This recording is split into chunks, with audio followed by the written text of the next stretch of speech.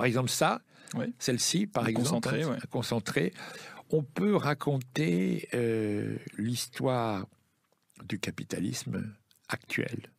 Oui, absolument. Il y a eu plusieurs faisceaux comme ça d'indices qui m'ont amené à passer 2 ans et demi sur cette enquête. La première chose, c'est qu'en fait, effectivement, tout le monde mange de la tomate d'industrie, mais personne n'en a jamais vu. C'est un fruit qui est plus On lourd, n'en a plus pas là dense. d'ailleurs. Hein. Voilà, Ouais. c'est tout le paradoxe. En fait, tout le monde en mange. Toute l'humanité en mange, parce que la moyenne mondiale, c'est à peu près 5 kilos de tomates d'industrie par être humain tous les ans consommés. Alors ça fait 7 milliards, on compte tout le monde vraiment chaque être humain. Si on compte tout le monde en 7 mange. milliards multipliés par 5 kilos, voilà. C'est ça. Ça fait 35 milliards de kilos Absolument. On est à de tomates chaque année. On est à 38 millions aujourd'hui de tonnes, donc effectivement 38 milliards de kilos de tomates consommées.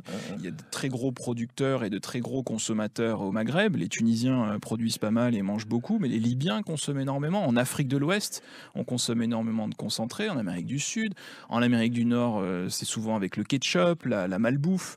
En Europe, tout le monde a déjà consommé de la sauce tomate sur ses pâtes. On a du ketchup là. On a du ketchup là aussi. voilà, c'est Heinz. Tu vas nous parler de Heinz.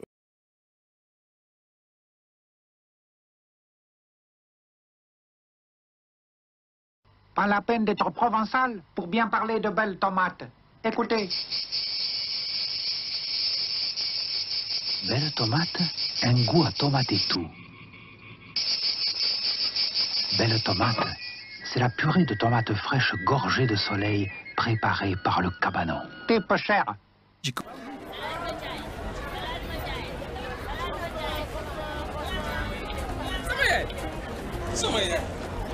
C'est l'original.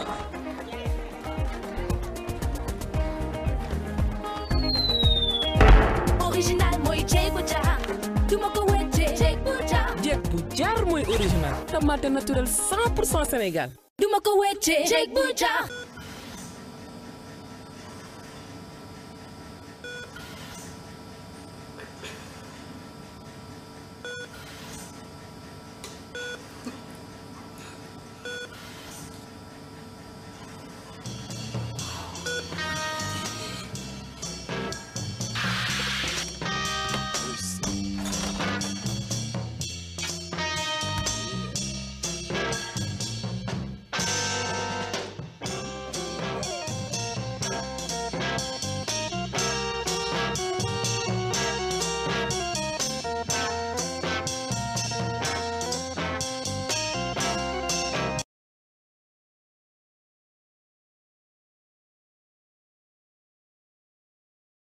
Oui.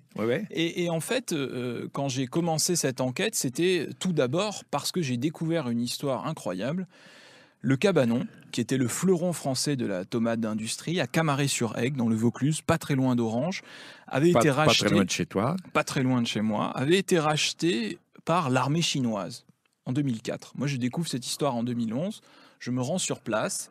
Et on refuse de m'ouvrir la porte. Au cabanon ? Au cabanon. Oui. On refuse de m'expliquer quoi que ce soit. Et je vois derrière la grille des grands fûts, des barils bleus de 230 kilos de triple concentré en provenance de Chine. Avec écrit ostensiblement « Made in China ». Et pourquoi tu parles d'un empire ? L'empire de l'or rouge. L'empire, pourquoi ? Quel impérialisme là-dedans ? Parce qu'on est quelque part entré dans une civilisation de la tomate. La consommation de tomates d'industrie est en augmentation constante. J'avais parfois l'impression, en faisant cette enquête, que la terre entière était devenue une tomate. Alors c'était peut-être une projection de ma propre obsession. Là, tu pousses peut-être un peu. Ouais, 2 ans et demi, on comprend. Mais c'est pour ça que j'ai voulu reproduire un globe terrestre en forme de tomate sur la couverture du livre. L'empire de l'or rouge, alors il y a bien sûr un jeu de mots aussi avec la Chine, l'empire du milieu, l'empire de l'or rouge, parce que au cœur de mon enquête, il y a bien sûr l'émergence de la Chine, parce que c'est la dernière étape dans ce processus de globalisation de l'industrie. L'arrivée de la Chine a bouleversé la donne. Mais la tomate d'industrie, on la voit pas, on la connaît pas, tu l'as décrit dans ton bouquin, on dit mais je l'ai jamais vue. Non. Cette tomate d'industrie, elle commence à être développée avec Heinz au début du XXe siècle, qui très tôt, vu les énormes volumes de tomates achetées, va commencer à spécialiser des cultures et donc à fabriquer, à créer des tomates dédiées, consacrées à sa transformation. Et petit à petit, à partir des années 50-60, les industriels vont en fait mettre en culture des tomates à la peau beaucoup plus dure, totalement adaptées à la transformation ultérieure. Il y a un moment de bascule c'est des modifications génétiques. Alors, ce ne sont pas des OGM, mais ce sont par des processus d'hybridation, des modifications génétiques. Et il y a un moment charnière qui est très, très, très intéressant. C'est le moment où la Californie va mécaniser les récoltes. En fait, c'est l'histoire d'une bagarre entre le capital et le travail. Il a fallu, pour les propriétaires terriens, pour le capital, trouver une manière d'augmenter les profits sans payer davantage le travail. Et donc, il y a eu des capitaux qui ont afflué vers la recherche. Et à l'université de Davis, on a mécanisé en très peu de temps la récolte. Mais pour mécaniser la récolte, il a fallu inventer une nouvelle tomate. Parce que quand on essaie de ramasser des tomates à la machine, c'est extrêmement compliqué. Donc, les premières machines arrivaient dans les champs, écrabouiller les tomates avec la délicatesse d'un char d'assaut, et ça ne marchait pas. En général, quand vous voyez une tomate dans un potager, il faut vraiment la cueillir, il faut faire un effort. Là, on a inventé des tomates avec un pédoncule très, très faible qui se détache dès qu'on la secoue. Et aujourd'hui, quand vous voyez des images, vous avez ces immenses chars d'assaut en fait qui avancent dans les immenses champs californiens. C'est des champs à perte de vue, c'est absolument incroyable. Les pieds sont sectionnés, avalées par la machine. Là, il y a énormément de vibrations. Les tomates se détachent, elles arrivent sur un tapis roulant, elles sont triées par les quelques ouvriers qui restent sur les machines, et ensuite, elles sont éjectées dans une benne voisine, et là, la benne ensuite est amenée en usine pour transformation. Et là, tout est automatique dans les usines ? Alors, la Californie, c'est l'exemple, la logique capitaliste poussée à l'extrême. C'est-à-dire que le capital s'est organisé pour éliminer le plus possible le travail dans le process de transformation. Et donc, j'ai visité la plus grande usine de transformation de tomates au monde, celle de la Morningstar, qui se trouve en Californie, à Woodland. Et ce qui est absolument incroyable, c'est que l'usine est titanesque. On a l'impression d'être face à une ville, une cité métallique digne d'un roman de science-fiction. Et il n'y a que 70 ouvriers par rotation. En fait, tout a été automatisé. Les ouvriers et les cadres ont été, pour la plupart, éliminés et remplacés par des machines ou des ordinateurs. Et le patron est un libertarien. Il s'appelle Chris Ruffer. Quelqu'un qui aime beaucoup Milton Friedman, qui l'avait rencontré à plusieurs reprises, qui lui voue un véritable culte, qui m'a donné des petites leçons de libre marché, qui m'a expliqué toutes les vertus de la compétition, du libéralisme, qui t'a converti ? Pas vraiment. Qui est un type vraiment singulier, parfois glaçant, parce on a l'impression qu'il est tout le temps en train de calculer. On était sur le quai de déchargement des bennes de tomates. Et il m'a expliqué qu'en fait, il avait trouvé tout un système et il était très content parce qu'il a gagné 15 secondes, en fait. Et en gagnant 15 secondes sur le déchargement des tomates, il m'a expliqué qu'ils avaient gagné une journée de travail par an. Formidable. J'ai commencé à beaucoup me documenter sur la tomate d'industrie. Et quand j'ai compris, en fait, que c'était une marchandise absolument universelle, que toute l'humanité en mangeait, et qu'en fait, c'était pas le cas il y a un siècle, je me suis dit, mais qu'est-ce qui s'est passé pour qu'en un siècle à peine, toute l'humanité se mette à manger de la tomate d'industrie. Donc j'avais l'impression de tenir un scoop, et donc j'ai voulu raconter les rapports de production de cette marchandise. Et donc j'ai tiré un fil qui m'a avalé 2 ans et demi. Et par où tu as commencé ? J'ai commencé bien sûr par le cabanon, à essayer de comprendre ce qui s'était passé. Après, bien évidemment, mes regards se sont portés vers la Chine, qui donc exportait massivement ses barils de concentré. Je me suis demandé comment la Chine, qui ne consomme pas beaucoup de sauce tomate, les Chinois mangent de la tomate, ils en mangent peu, mais comme ils sont nombreux, ils sont les premiers consommateurs et les premiers producteurs au monde. Mais la sauce tomate, ils en mangent pas vraiment. Et quand j'ai commencé à regarder les statistiques douanières, je me suis aperçu que l'essentiel de la production chinoise était exporté. Alors bon, les Chinois qui produisent comme ça massivement du concentré pour l'exporter, c'est un peu bizarre. Au début du bouquin, tu racontes comment c'est produit, tu vas dans le Xinjiang et tu décris simplement les paysans en train de travailler la tomate. Oui. Et c'est très dur. Les conditions de travail, les mômes, les prisonniers. Alors c'est une culture qui n'existait pas, qui a été introduite tout au long des années 90. Et effectivement, en débutant cette enquête, je ne savais pas si j'allais réussir à documenter la cueillette manuelle des tomates.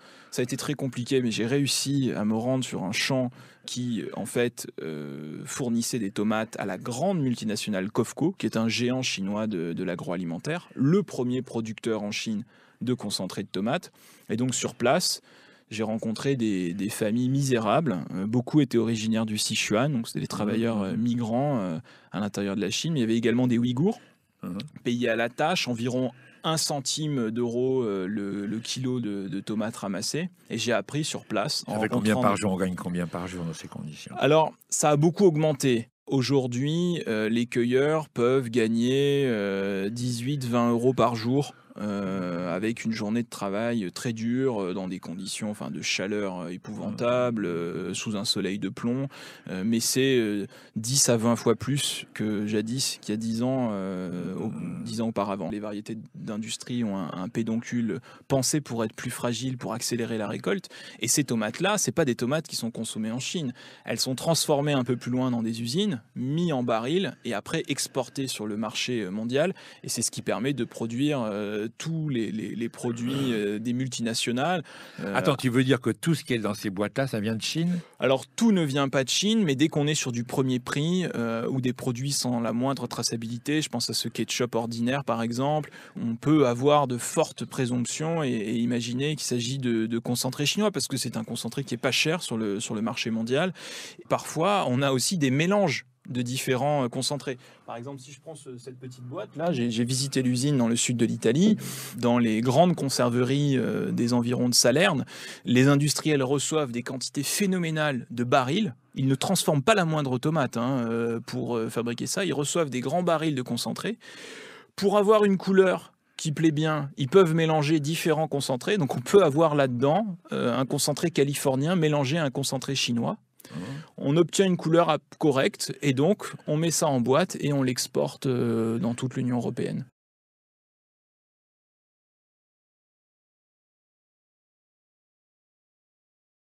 Alors, il y a un truc très surprenant dans ton bouquin, c'est quand tu fais découvrir Heinz. Ça, c'est sans doute la marque la plus célèbre au monde de ketchup. En fait, Heinz, c'est une entreprise emblématique aux États-Unis. Ça a été parfois oublié par certains historiens, mais dans les années 20, Heinz est un modèle pour les patrons. On visite les usines Heinz, les éditorialistes pro-business vont dans les grandes usines de Pittsburgh, qui est en fait le berceau mondial de l'agro-industrie, et ils s'émerveillent du fait que Heinz ne connaît jamais de grève.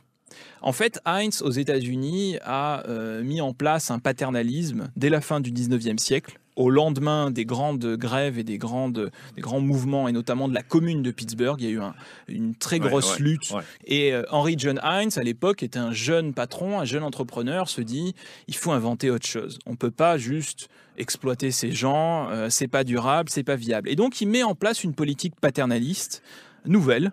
Et donc, il décide d'être meilleur avec ses ouvriers et meilleur dans sa production. On a oublié aujourd'hui, mais au 19e siècle, on pouvait mourir en mangeant une boîte de conserve. En fait, les industriels faisaient absolument n'importe quoi, et avant les normes en fait de sécurité agroalimentaire, les gens avaient peur des conserves. Et donc, un des premiers coups de génie de Heinz, ça a été d'éclaircir les verres utilisés pour les conserves. Avant, les verres étaient plus opaques, et il va vanter la pureté de son produit à travers la clarté du verre. Et il va faire pareil avec ses ouvriers, il va les payer un peu mieux, il va agrandir un peu leur vestiaire, il va offrir des manucures à ses ouvrières, en fait des petites choses qui vont incarner son paternalisme. Il va réussir à interdire les syndicats et ça va pas poser entre guillemets de problème sur place. C'est ça le but du paternalisme. Voilà, éviter les grèves, et dans une période d'ébullition sociale, en fait, Heinz passe au travers les mailles du filet. Et en fait, les grands patrons, et notamment le président des États-Unis, Coolidge, en 1924, s'en émerveille. Et donc Heinz, qui est l'une des premières multinationales aux États-Unis, de par son approche. Coolidge, c'était vraiment un ultralibéral. C'était un ultralibéral. Ah oui, ouais. Parce que c'est lui qui vient soutenir l'industrie. C'est la politique qu'il défend avec un zèle absolument formidable, qui conduira en 1929 à la crise, au clash de 1929. Il ne faut quand même pas oublier, hein, les ultralibéraux d'aujourd'hui ont une histoire. Absolument, et ça va être une constante après de la famille Heinz, qui va être républicaine pendant de longues décennies. C'est assez intéressant l'histoire de Heinz, parce que ils ont toujours été aux avant-postes. La tomate d'industrie, ça peut sembler rigolo, banal comme ça, a toujours été aux avant-postes du capitalisme. Et c'est une des premières multinationales à avoir diffusé de la publicité en Chine à l'époque. La chose la plus importante que je voulais raconter dans ce livre, c'est comment est née la Chine en tant que filière importante dans cette industrie. Parce que du jour au lendemain, elle est devenue le premier producteur mondial. Alors maintenant, elle est devancée par la Californie, mais elle reste le premier exportateur mondial de concentré de tomates. Et ça s'est fait parce qu'il y a eu un pacte entre industriels italiens et armée chinoise. Et en fait, ces deux clans se sont rencontrés, ont noué des accords commerciaux, et un immense transfert de technologie s'est opéré depuis Parme vers le Xinjiang, vers la Chine. Et à la fin, les conserveries napolitaines récupéraient les quantités incroyables de concentré qui étaient produites en Chine et pouvaient réembouteiller le concentré dans des boîtes labellisées produits en Italie et les mettre sur le marché mondial.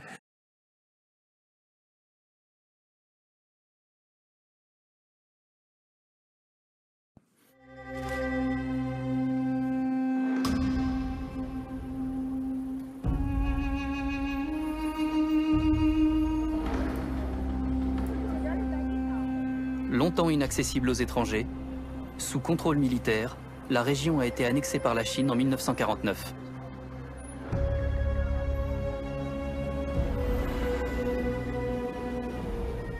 C'est le territoire du peuple ouïghour, une ethnie musulmane qui se rebelle régulièrement contre le pouvoir central. Les Ouïghours sont désormais minoritaires dans le Xinjiang.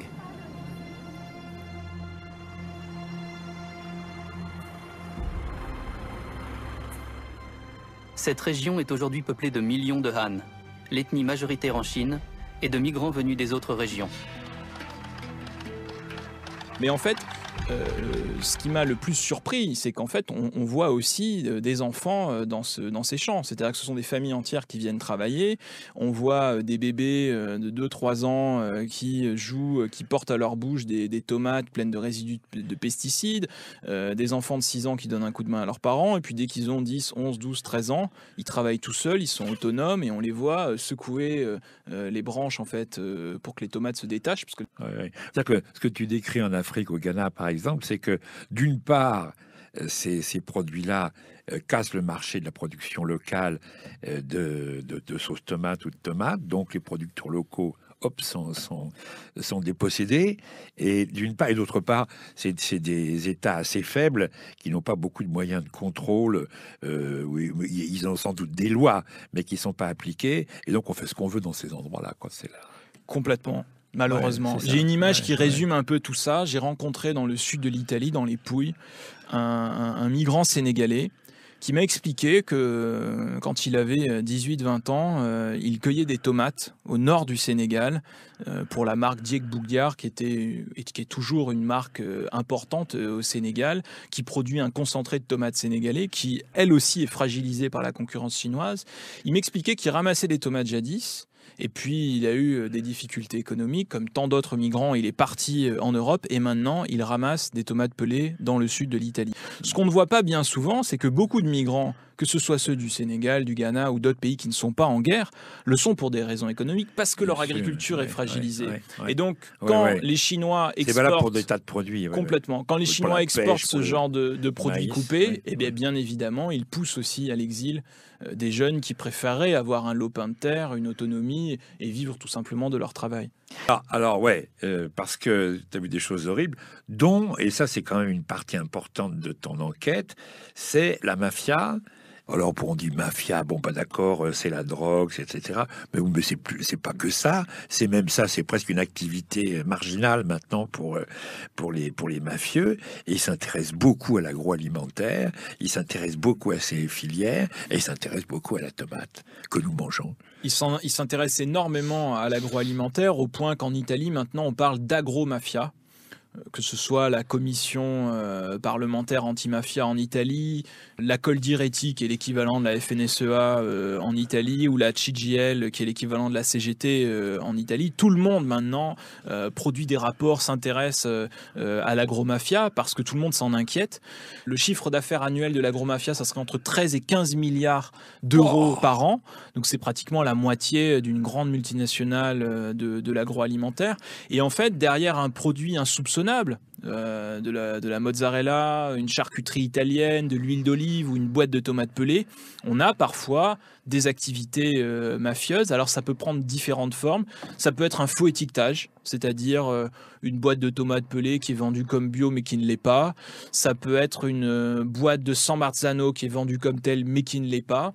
Ça peut être de l'exploitation au niveau du travail en exploitant les migrants pour ces récoltes, ou alors tout simplement du blanchiment d'argent, parce que dans un contexte de libre marché, de libre circulation des marchandises, une fois que vous êtes un acteur mafieux et que vous vous trouvez sur le marché mondial, il n'y a rien de plus simple pour envoyer ces marchandises très loin et blanchir de l'argent. Oui, l'absence de frontières, la suppression des frontières favorise tout à fait ce business et le libre-échange. C'est quand même formidable parce que il y a une époque sans frontières, c'était la formule, c'était ça l'avenir, c'était ça la paix, c'était ça la fraternité, c'était ça médecins sans frontières, journalistes sans frontières, etc. Et sans frontières non plus les tomates. Et oui. Et moi maintenant, ça a facilité toutes ces dérives, tous ces empoisonnements, ces tricheries et ces mafias. Oui, c'est la logique du libre marché poussée jusqu'à l'absurde, parce qu'il n'y a rien de plus absurde que de manger en Europe de la tomate chinoise.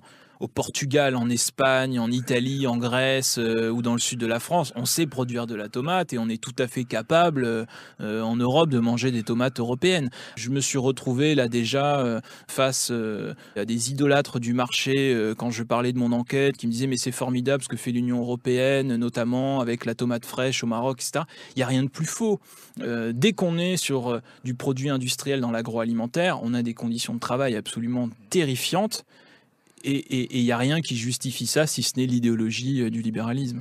Les Auchan, Leclerc, Intermarché, etc., les géants de la distribution sont au courant de ce que tu appelles l'agromafia. Ils savent très bien d'où ça vient, ils savent très bien dans quelles conditions c'est produit.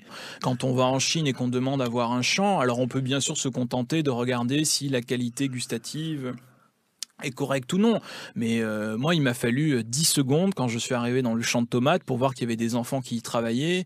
Donc oui, quand on achète en Chine, on se doute bien de ce qu'il y a derrière. C'est un désastre, ce sont des dizaines de milliers de migrants. Il y a des longs chapitres consacrés dans le livre sur les conditions de vie des migrants dans le sud de l'Italie. Ils vivent dans des bidonvilles où là ils sont entièrement encadrés par la criminalité organisée. Ils sont payés, quand ils sont payés, une vingtaine d'euros par jour de récolte.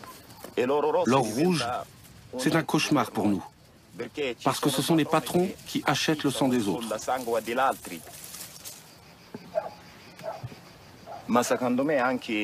Selon moi, du marché international de la tomate jusqu'aux entreprises agricoles, en passant par le patron qui gère son business et l'État, ils sont tous coupables de laisser des gens travailler sans aucun droit, comme des esclaves, sans aucun droit humain.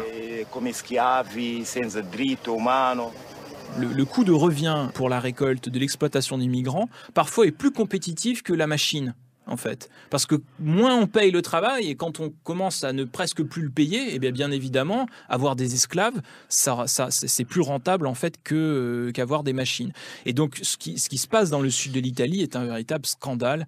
Et quand on pense que certains producteurs de tomates qui ont recours à cette exploitation touchent après, des fois, de l'argent de l'Union européenne, des aides, il y a tout un système de fraude aussi, parce que souvent, les migrants travaillent.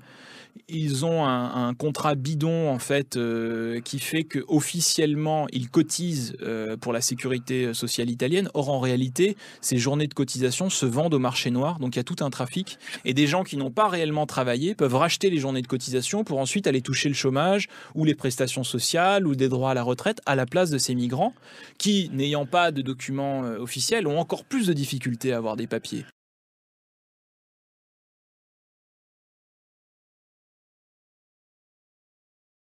D'accord. Et qu'est-ce qu'il y a comme autre adjuvant là-dedans? Alors, bon, là, on est sur un produit qui est destiné au marché européen, donc les conserveries ne s'amusent pas à tricher en coupant le produit avec des additifs suspects. En revanche, c'est un autre aspect, un autre pan de mon enquête. Je me suis intéressé au business de la petite boîte de concentré en Afrique de l'Ouest, où là, les conserveries chinoises ont pris le pouvoir sur un marché qui était jadis tenu par les Italiens. Et en Afrique, c'est un désastre. Au Ghana, tu es allé? Je suis notamment allé au Ghana, qui est un très très gros producteur de petites boîtes de concentré de tomates, où là, les paysans ghanéens font face à une concurrence redoutable, celle des petites boîtes de concentré chinois. Et là, je me suis rendu également dans les conserveries de Tianjin où les Chinois coupent ce qu'ils affirment être du double concentré de tomate, mais qui en réalité est coupé avec de la fibre de soja, du dextrose, de l'amidon, et ce n'est pas indiqué sur l'étiquette. Là, sur la table, je vois une bouteille, un coulis, là, premier prix, ça, juste là, à côté, juste à droite. Pourtant, moi, je regarde qualité contrôlée. Voilà, en réalité, je suis en confiance. Oui, en réalité, c'est une entreprise dans laquelle les carabiniers ont trouvé des centaines de barils de concentré chinois qui grouillaient de vers et de larves. Ah! En 2005, la répression des fraudes a saisi au cœur d'un des sites de Jaguaro 2100 fûts de concentré de tomates périmés, recouverts de moisissures, d'insectes et destinés à la consommation. Jaguaro, c'est une entreprise qui travaille aujourd'hui pour la grande distribution en Europe.